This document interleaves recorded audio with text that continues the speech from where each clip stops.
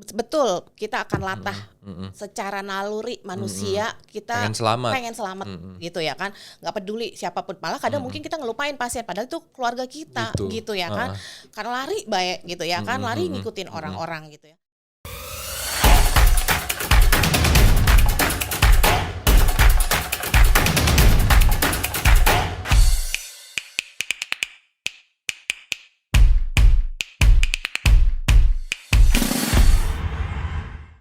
Oke, Kak Piping. Jadi memang perannya si K3 ini bukan lumayan, berat banget sebenarnya di rumah sakit ya. Karena memang kalau nggak ada si K3 juga kayaknya agak Kak, goyang ya? Oh iya nih, goyang nih kayaknya. Goyang. Ayo.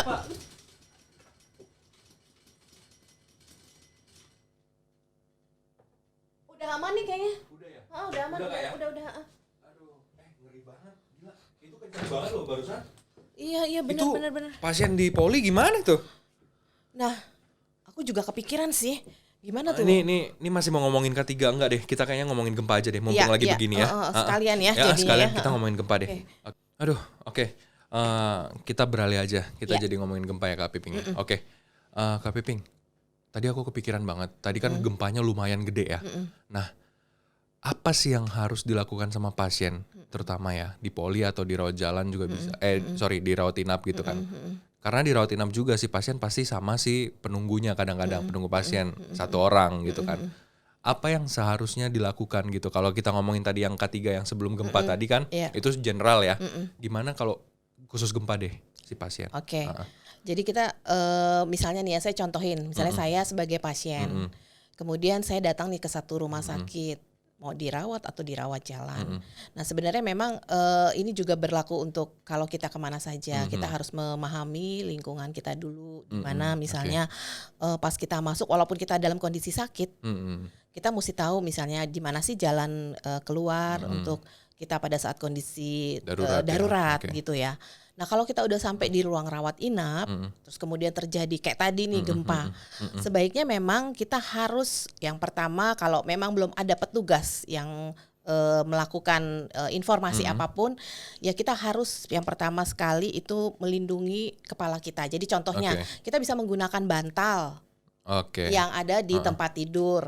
Kalau misalnya pasiennya lagi bed rest nih, misalnya dalam kondisi yang tidak sadar atau apapun, ya kita jangan langsung tutup bantalnya di mukanya, ya nanti ngap dia jadinya ya. Malah masalah lain. Yang tadinya udah mau sehat jadi kondisinya memburuk malah ya. Nah jadi posisi kepalanya tuh harus dimiringkan. Miringkan. Sehingga jaluran nafasnya kan dia tetap ada. Nah pada saat kita miringkan pasien, taruh bantal di kepalanya, itu tidak mengganggu. Berarti di pipi lah ya kenanya gitu. jatuhnya. Iya, jadi tidak mengganggu dari pernafasan pasien itu gitu. Nah kalau pasien keluarganya bagaimana? Keluarganya bisa menggunakan apapun yang ada, atau kalaupun tidak ada, dia bisa kayak posisi bersujud tapi melindungi kepala. Kayak kita tadi kan berlindung di bawah meja tuh. Kalau memang dia bisa berlindung di bawah, misalnya tempat tidur ada space-nya agak luas ya di bawah gitu, dan kolongnya bisa kita masuk, kita langsung masuk. Tapi kalau tidak ada, itu misalnya di dalam ruangan, ya kita modelnya ya kayak bersujud tapi melindungi kepala kita. Kalau misalnya kita berada di koridor, lagi nunggu-nunggu gitu kan, lagi nunggu-nunggu, yang pasti kita harus jauhi dari dinding-dinding yang mudah atau kaca-kaca yang mudah pecah. Gitu. Jadi ke tengah aja dan tetap diam dulu sampai kondisi tadi kayak tadi aman, tenang, baru kita bergerak untuk ke evakuasi sambil kita mengikuti apa sih yang diinformasikan oleh misal contoh perawat atau petugas yang security misalnya yang ada di rumah sakit. Gitu sih. Secara sederhananya. Jadi memang kita harus paham keadaan sekitar gitu ya. Karena begini, kita kadang-kadang memang kita lagi ngomongin kayak gini gampang ya. Gampang banget teorinya. Kita juga tahu tuh, makanya tadi kita otomatis berlindung di bawah meja begitu. Tapi dalam keadaan darurat, apalagi kita ngomong orang latah gitu ya. Orang latah ini kan mengikuti orang lain yang mungkin belum tentu benar begitu kan. Benar. Memang kalau lagi teori begini enak tuh ngomong berlindung di bawah meja kayak gitu. Tapi nanti pada saat di lapangan itu sulit banget sih Kak Piping. Sulit banget gitu kan. Nah untuk pasien begitu ya. Nah penunggunya juga ini kadang-kala kan ikutan panik gitu kan. Nah ini bahaya gak sih misalnya begini. evakuasinya lewat tangga, gitu kan. Nah, ini memang harus turun segera atau memang gimana? Iya, iya.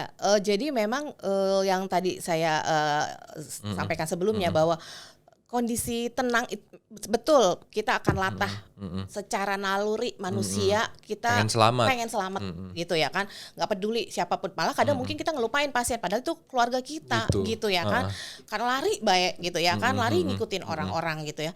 Tapi sebenarnya memang kita tuh harus ya ini butuh memang informasi edukasi mungkin yang akan kita sampaikan ya terus-terusan, dan mungkin karena ini juga jarang kejadiannya di Indonesia gitu ya. Jadi memang hal-hal seperti itu ya memang nggak salah gitu ya.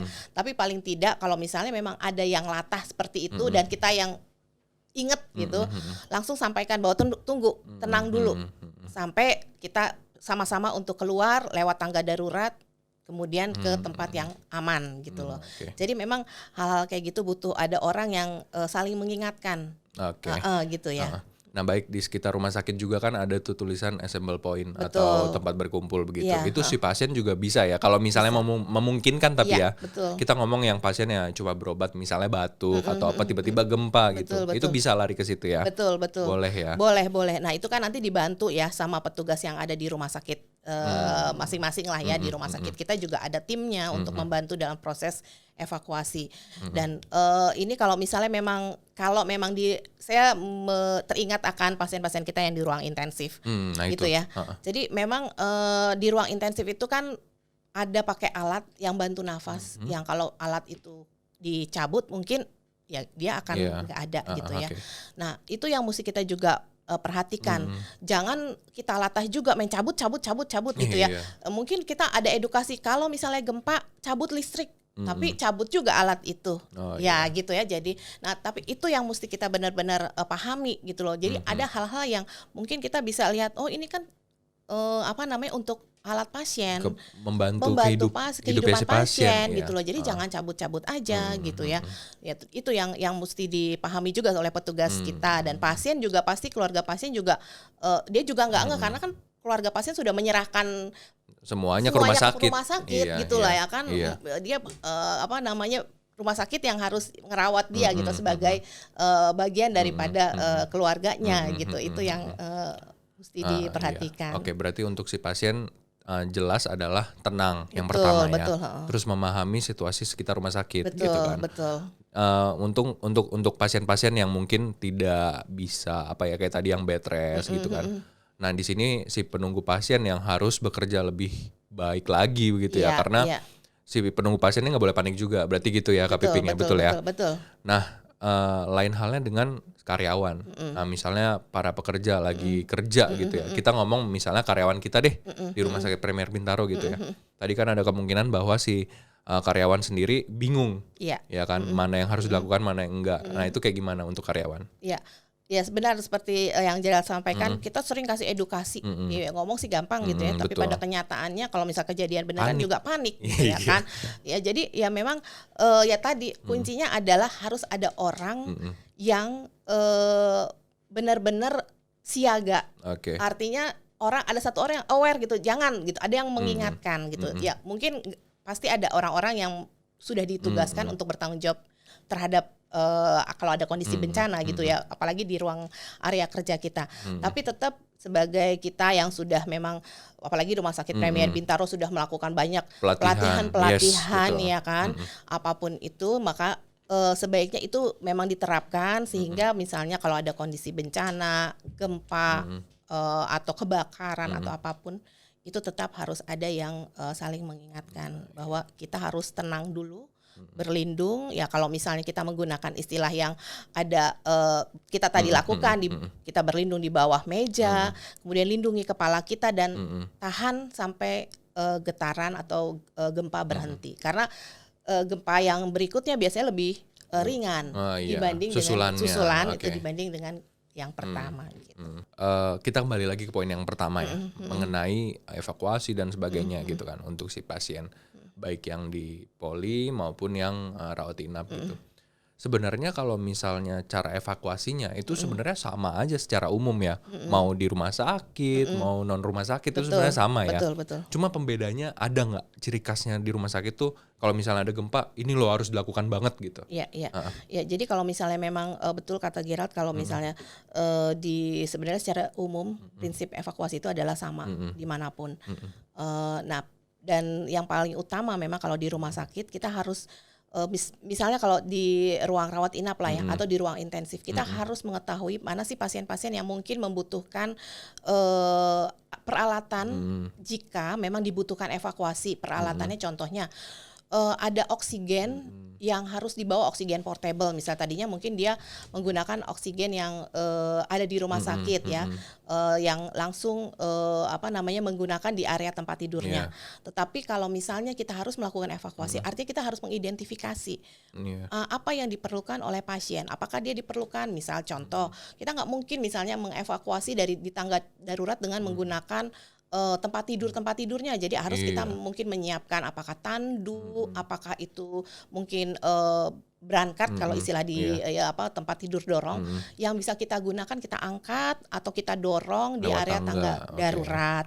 Berapa sih kebutuhan tenaga yang harus membantu dalam proses evakuasi itu di satu pasien, itu semua kita identifikasi gitu. Jadi kemudian apa sih peralatan contoh yang misalnya untuk infus atau apapun yang mungkin kita bisa gunakan, berapa baterai yang dibutuhkan di satu alat medis, misalnya berapa lama ini bisa nge-charge kemudian bisa sampai kepada titik kumpul, masanya lama bekerja baterainya, itu semua kita harus identifikasi secara teknis ya. Secara teknis sehingga keselamatan pasien meskipun lewat tangga darurat sampai dengan titik kumpul itu tetap kita utamakan sejak awal. Sejak waktu mungkin ada terjadi gempa yang pertama itu kita udah langsung, karena kan kita nggak tahu nih gempa muncul tiba-tiba. Jadi pada saat gempa, nah itulah pentingnya kita sebagai pelaku tenaga kesehatan. Tidak panik itu penting, karena dengan tidak panik kita dapat berpikir secara jernih gitu ya, sehingga ini pasien yang mesti diutamakan, apa kebutuhan pasien, apa yang kita bisa lakukan buat pasien, meskipun dalam kondisi yang mungkin dalam tanda kutip sudah porak-poranda gedung rumah sakit kita, tetapi tetap sebagai tenaga kesehatan pasien tetap kita utamakan. Nah, dan selain itu mungkin ya kalau kita bersikap tenang, pasien juga jadi ikutan tenang. Betul, setuju. Gitu ya. Setuju. Bukan karena untuk berpikir jernih doang, tapi kita kasih contoh, ya aman. Betul. Ya. Dan kita juga bisa meyakinkan juga ke pasien gitu loh, bahwa ini tenaga kesehatan aja panik, apalagi saya misalnya gitu, apalagi begitu. Keluarga pasien misalnya betul. Gitu ya kan, jadi seperti itu. Iya benar sekali, betul sekali. By the way, gempa lagi nggak nih? Nggak ya? Nggak ya, aman jangan. Ya? Jangan lagi ya. Kita sekarang ketawa-ketawa, tapi benar. semoga nggak ada gempa susulan lagi gitu ya. Semoga aman. Oke, Kak Piping, ada lagi yang bisa disampaikan kayaknya cukup ya? Ya, saya rasa pokoknya prinsipnya kita sebagai tenaga kesehatan atau orang yang bekerja di rumah sakit khususnya pada saat kondisi bencana apapun kita harus siap. Itu aja dengan dan tetap mementingkan keselamatan pasien. Keselamatan pasien. Oke. Betul.